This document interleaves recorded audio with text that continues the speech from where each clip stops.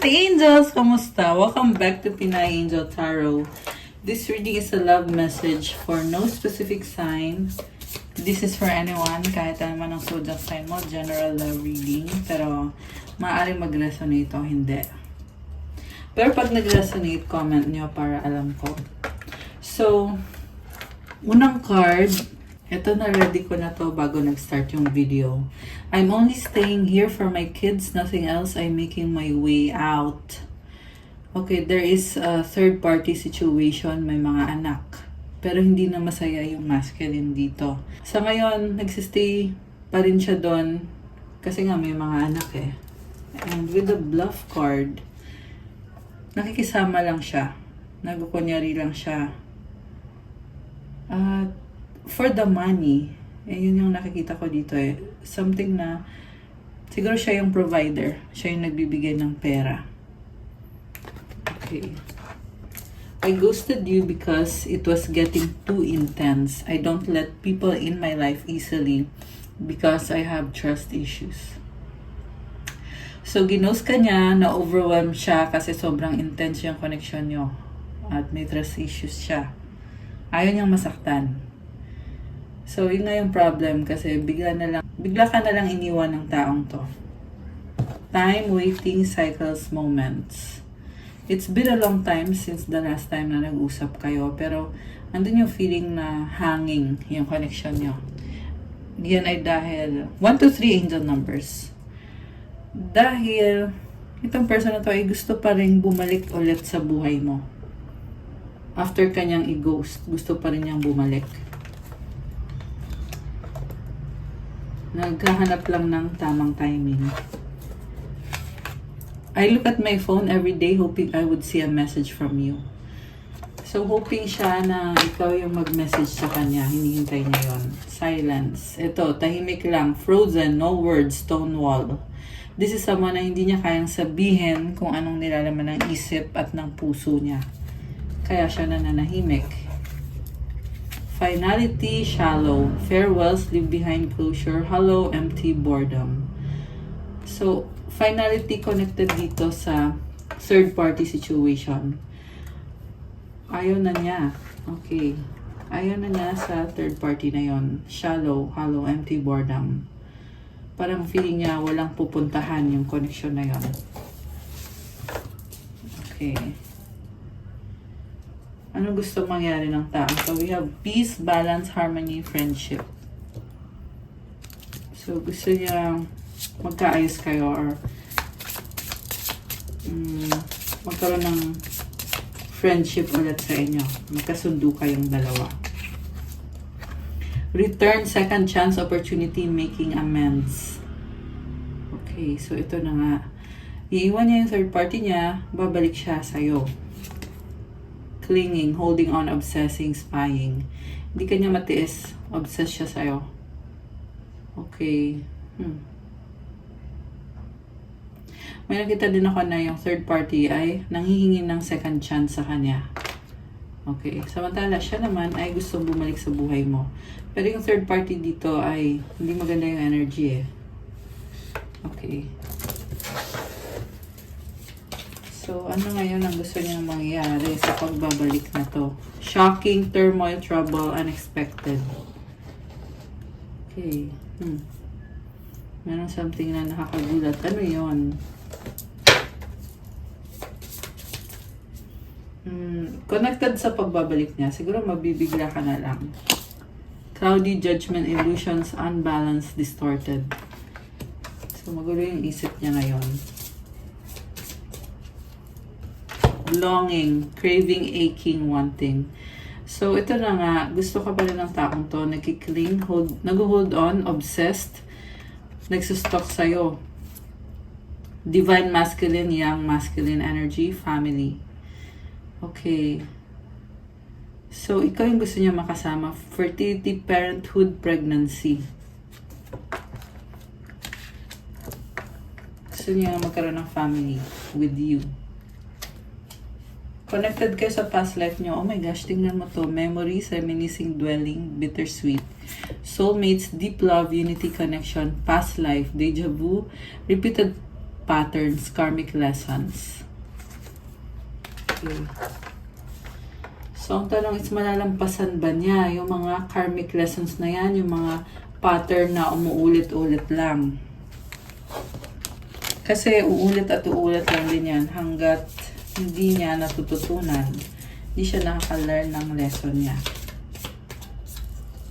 Self-sabotage, overcoming resilience, procrastination, negative self-talk, fear of failure.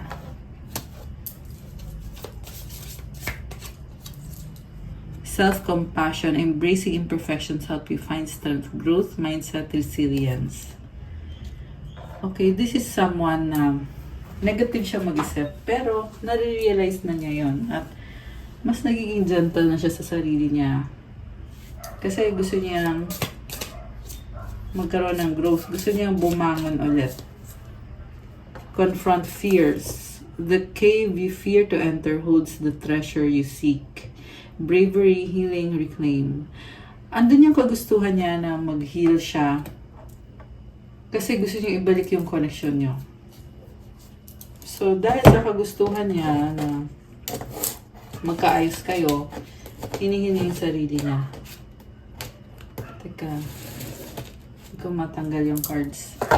So, check natin from the tarot.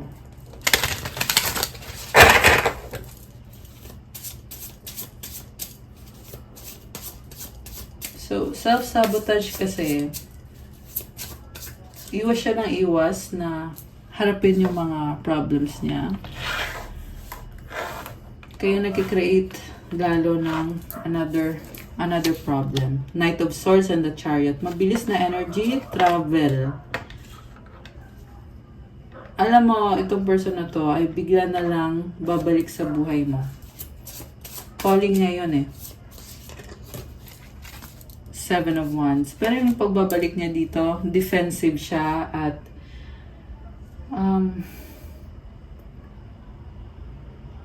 aminado siya na kasalanan niya eh. Kung ano yung mga problems niyo. Knight of Cups. Very romantic. Sabi dito, kailangan ka niya. Gusto ka niya. Tingnan natin. May lakas ng loob ba to? Sa totoo lang sabi dito, gusto niya ipakita sa'yo yung romantic feelings niya. Pero nahihiya. Oh my gosh. Sobrang namimiss ka. Nakikita ko lang sa taong to na tinatago-tago niya yung totoong nararamdaman niya. Eight of Swords. Alam mo, the reason kung bakit hindi niya kayang ipaglaban to, kasi feeling niya ay wala siyang magagawa sa sitwasyon, which is mindset lang naman niya yon. So, ang tanong, makakawala ba siya sa mindset na yon? Kasi sa ngayon, sabi dito, nakatrap siya eh. Nakatrap sa mindset niya.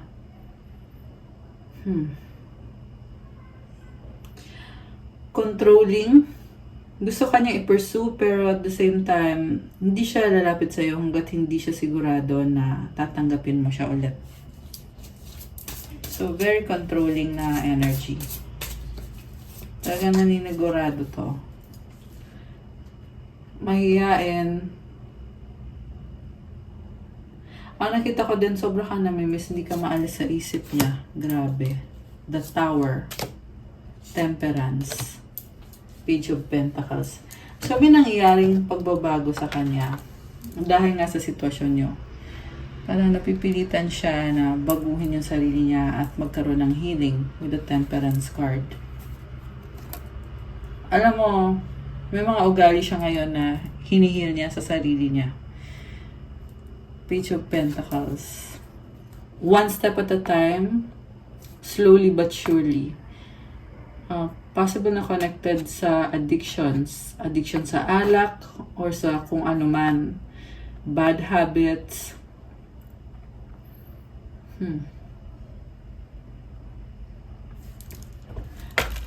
Sabi dito, mabait naman yung person mo eh. Mabait naman siya eh. Kaya lang matigas ang ulo. So, okay. The Hangman and the Ace of Cups.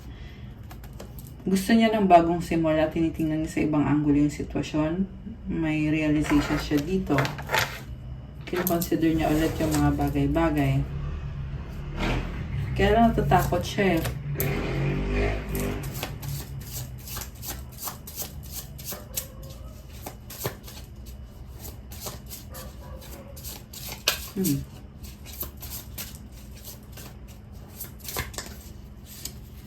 Final card is the Devil, Five of Swords. Okay, dalawa yung gusto mo mabas.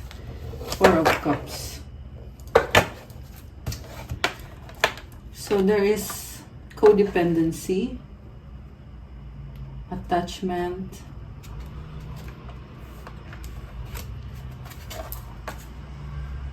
hindi kanya matiis kasi obsessed siya sa'yo. Parang naiinis siya sa sarili niya kung bakit obsessed siya sa'yo. Grabe. So,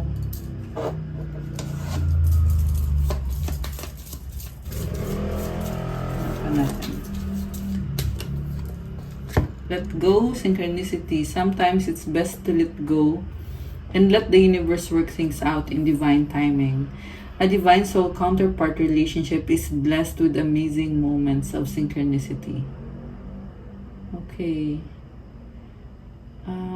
Sinusurrender niya yung situation. May guidance din siya eh. Okay, nag-flip yung let go. Babalik talaga to. Yun ang sabi dito. Magla-let go man siya temporarily, pero babalik pa siya.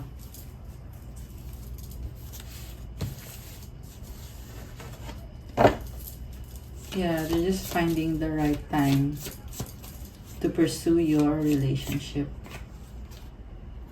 Knight of Wands. Alam mo, nahirapan man siya, pero andun yung kagustuhan niya.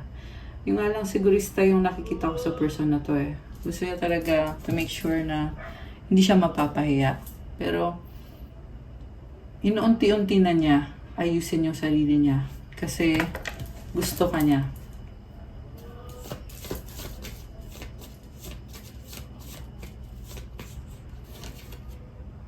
Queen of Swords. So, malamig siya sa'yo or pinapafeel niya sa'yo na galit siya. Sobrang kang iniisip, pinaproblema ka nitong taong to. Okay. King of Pentacles. Focus siya sa finances ngayon.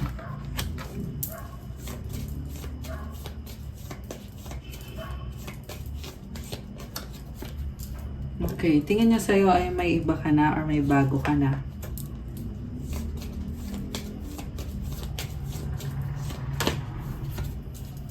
Yung totoong ikaw ay gusto makipag-usap, mabilis na energy. Naghahanap ka ng kasagutan.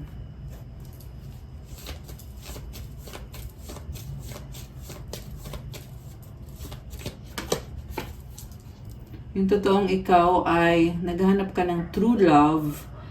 And at the same time, ang gusto mo is yung someone na aalagaan ka, mamahalin ka. Ibig sabihin, pinagdaanan mo yun sa taong to na hindi ka niya minahal. Yun ang sabi dito eh. Parang hindi ka niya minahal. Kaya ngayon natututo ka na. Naghahanap ka na kung sino yung magmamahal sa'yo. Okay. Or kung minahal ka man niya, ay marami siyang pagkukulang sa'yo. Kaya ngayon nahanap mo yung kind of relationship na magiging fair din sa'yo.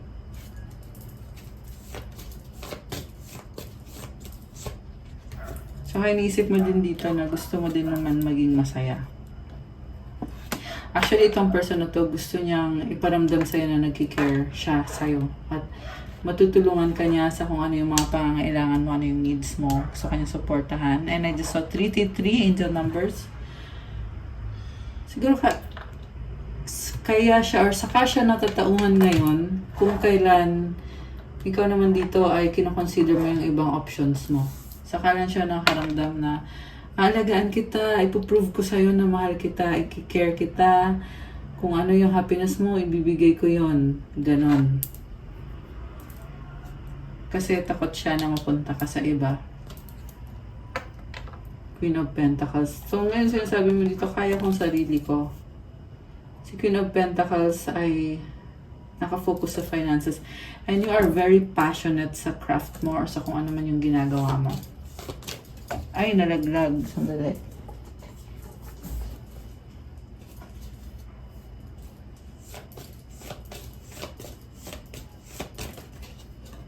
Okay, ang daming cards na gustong lumabas. Okay, lumabas si Emperor. Ayan, masculine, divine masculine. Parang sinasabi niya dito na hindi man siya perfect pero ikaw yung mahal niya. Ikaw naman hindi ka naniniwala. Nakakatawa. King of Swords ka, hindi ka naniniwala na mahal ka niya, hindi ka naniniwala na naunawaan ka niya. Nakakatawa naman to. Obsessed siya sa'yo. In love siya sa'yo. Ikaw naman, nagkikare ka lang sa sarili mo, na-enjoy mo lang yung life mo, parang hindi mo siya iniisip. Focus ka talaga sa self mo, ano mo papasaya sa'yo. Sabi din dito na may pagmamahal ka pa sa kanya, pero parang mas gusto mo unahin yung sarili mo kasi marami ka din gustong ayusin sa sarili mo, sa buhay mo. So, kung dati gumawa ka ng maraming sacrifices para sa kanya, ngayon nakikita ko na yung sacrifices mo ay para sa sarili mo. So, sinasabi dito, mas mahal ka niya kaysa ikaw mahal mo siya. Okay, grabe ah. Tsaka, mabagal yung energy niya, ikaw yung mabilis dito. So, gusto niya i-pursue yung relationship niyo. For some of you guys, merong other person sa energy ng masculine. Okay. Alam mo, umaayaw ka dito. Parang, gusto niya ligawan ka. Samantala ikaw naman, mahal mo siya, oo, pero, tingnan mo, nakatalikod, oh. Ayan. Gusto niya mag-offer ng commitment sa'yo. Kasi kayo maayaw. Pinagtiis ka niya eh. So, yung gusto nyo guys, niloko ka, nag-cheat sa'yo, merong third party. And then, ikaw naman dito ay nagmukha kang tanga. Akala mo na okay kayong dalawa, pero behind your back, yun na nga, nagkaroon ng iba or merong iba. Okay. So, ang tanong is, magkakaayos ba kayo? Diba? Tingnan natin na.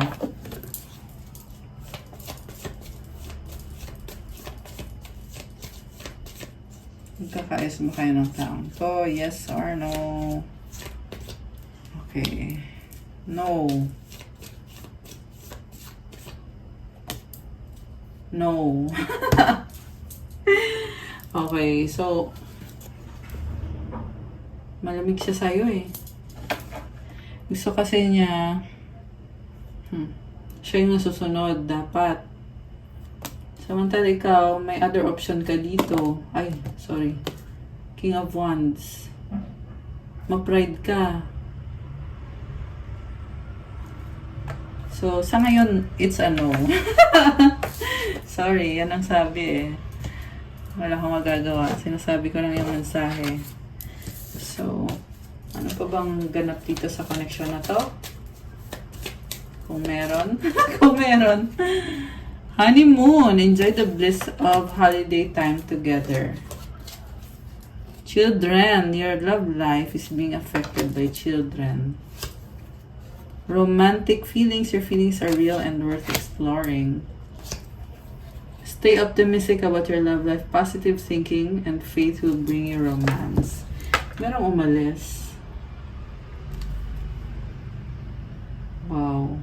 Alam mo, meron siyang iniwanan kasi gusto niyang bumalik sa'yo at i-pursue yung relationship niyo kasi na-miss ka niya. Mag-offer ng bagong simula with you.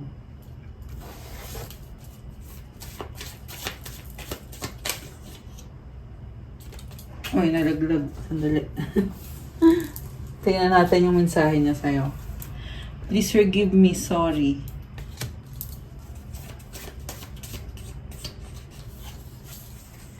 walang pag-asa.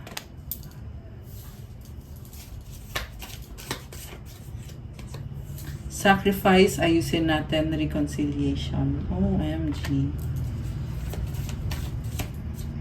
So, may apology. Tatakot lang siya. Cheating, third party.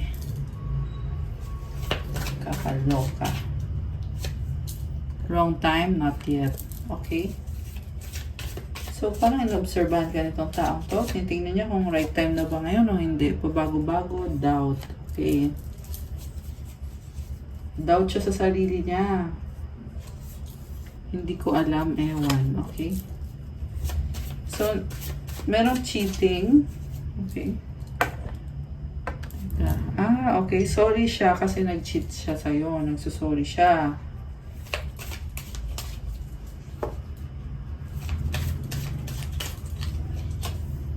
Oh, ayan o. Ex-third party past. Lumabas ulit.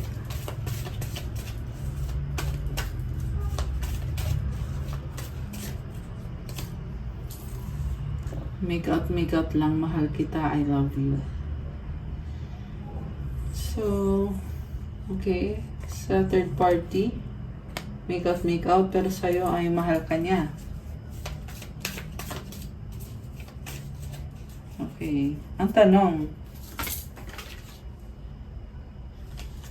ika na lang. Ang tanong, sila pa rin ba ng third party? Tingnan natin. Kasi paulit-ulit yung energy ng third party dito. Diba? Although, nakita natin na gusto niyang bumalik sa'yo. Worried, paranoid. Isa pa nga. Strong, mahal pa rin kita. Faith, hope, inspiration. Friends getting to know. Alam mo, nakita ko ay sinustok ka niya. Kasi nagkakaroon siya ng hope dahil sa'yo nag-iisip.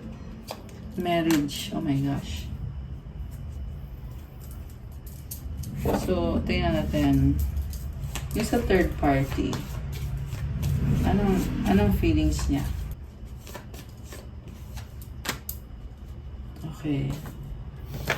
So, yung person mo ay base na energy. Yung third party ay emperor. Controlling. Parang nag-aaway. Nagka-clash sila. Ma-pride yung third party. Okay.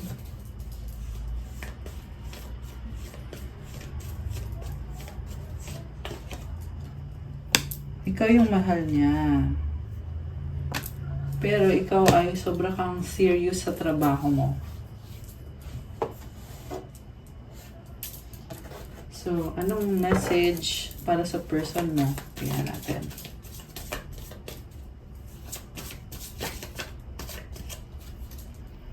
Okay, baliktad. Each time I choose to tune into spirit guidance of the highest truth shows up for me. Mukhang lumalakas yung intuition nitong taong to. Merong guidance para sa kanya. So, mahalaga talaga guys na meron kang prayer time. Kaya sinasabi dito, each time I choose to tune into spirit, guidance of the highest truth shows up for me. Kasi pag nagpe-pray ka, binibigyan ka ng guidance ng angels mo. Okay? Yan yung message para sa person mo. Ikaw naman, I communicate with ease and grace. People are willing to embrace what I have to say. Wow! Maraming na-inspire sa'yo sa sinasabi mo. So, dami mong sinasabi. You are possibly nasa social media ka or maraming nakikinig sa'yo sa sinasabi mo. Ayan. Nice. Okay, guys. That's what I have for you for our love message for today. Thank you for watching. Please like, comment, subscribe, hit the notification bell. Let me know kung nag-resonate ba or ilang person nag-resonate.